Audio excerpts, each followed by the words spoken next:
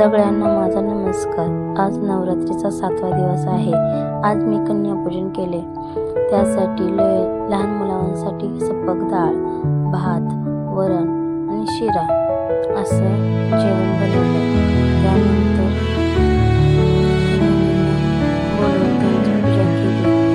या नवरात्रीमध्ये मुलांची पूजा करणं खूप महत्त्वाचे मानले गेले आहे आणि कन्यापूजन प्रत्येकाने केलेच पाहिजे। येण्याअगोदर मी सर्व तयारी करून घेतली व लहान मुले आल्यानंतर त्यांचे पाय धुवून त्यांना ओवाळून पूजा केली व नंतर त्यांना जेवायला वाढले। जेवणामध्ये सपक डाळ, वरण, भात आणि शिरा असं केलं होतं। सर्वांनी आवडीने प्रसाद खाल्ला आणि जास्त वेळेस त्यांना भेटवस्तू म्हणून ब्लाऊज पीस गंध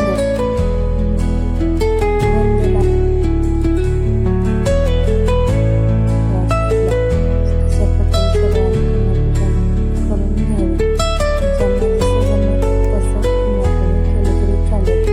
जी आपल्याजवळ वस्तू आहेत त्याच्यातच आपण कन्यापूजन करावे। असं नाही की प्रत्येक वस्तू मध्ये पाहिजे जे आपल्याजवळ आहे त्याला आपण एक चॉकलेट किंवा एक बिस्किट देऊन सुद्धा कन्यापूजन करू शकता।